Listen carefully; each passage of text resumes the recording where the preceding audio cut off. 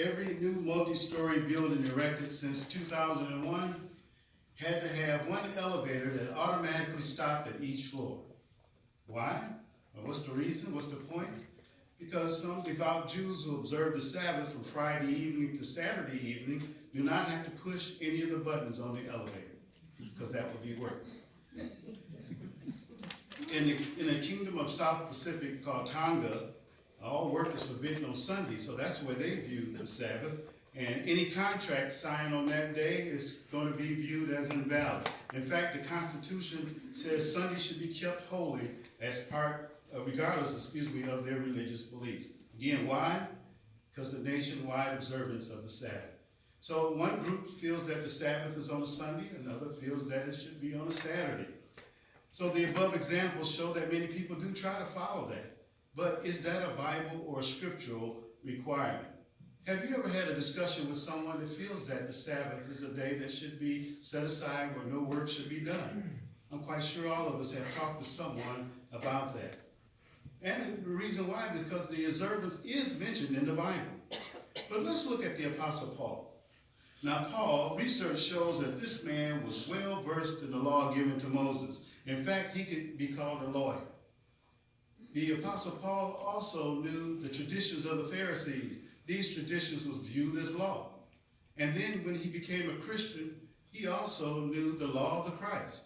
And that's 3 times he knew something about laws, so he was qualified to be a lawyer. So under inspiration, he wrote this scripture in Colossians chapter 2, verses 16 and 17. And this will give us the answer, should the Sabbath be kept?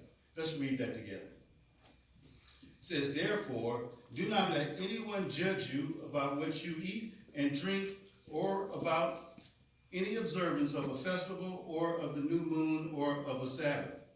Those things are a shadow of the things to come, but the reality belongs to the Christ. Those inspired words help us to see that there's a change in God's requirements. Yes, the observance of the Sabbath was mentioned in the Hebrew scriptures, but here something has changed. The Apostle Paul was helping us to see that it was a shadow of the things to come in verse number 17. Because Christians are no longer under the old law, or they never was under that law, so to speak, because the Jews were under that law. Christians are under the law of the Christ. So under inspiration, since the Apostle Paul helped us to see that, something else I found interesting is what he said in verse number 16. He said, do not let anyone judge you about what you eat and drink, or about the observance of a festival, or of the new moon, or of a Sabbath. What I found interesting was that a person could observe the Sabbath if they choose to do so, but it was a personal decision.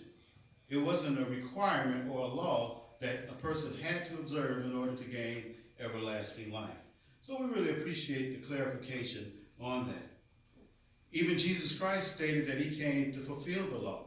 And if you look at Romans chapter 10, verse 4, the Apostle Paul in another passage of the Bible shows that Christ is the end of the law.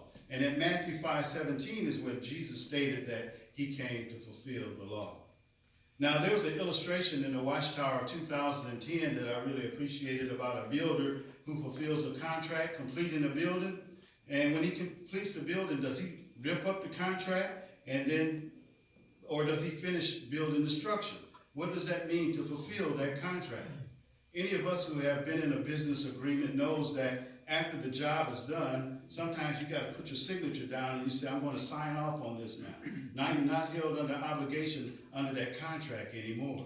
And so we can liken that, or it was likened to that in the Watchtower. That's how the Sabbath law and all the other laws that went with the Mosaic law have been fulfilled by means of Jesus Christ. This new law, that's the law of the Christ, also has some similarities to the old law, the Mosaic law. But again, Christians are not obligated to go by 600 different laws that were there, like animal sacrifices, as well as keeping the Sabbath. So with that said, what does the Bible help us to appreciate? The Bible clearly indicates that God does not expect Christians to observe a weekly Sabbath. And we considered that in Colossians chapter 2, verses 16 to 17, Matthew 5:17, and Romans 10:4. But there are many more passages in the Bible that says the same thing. But it helps us to see that if we ever run across that discussion, then do your research before answering, and then be able to give it according to the scriptures.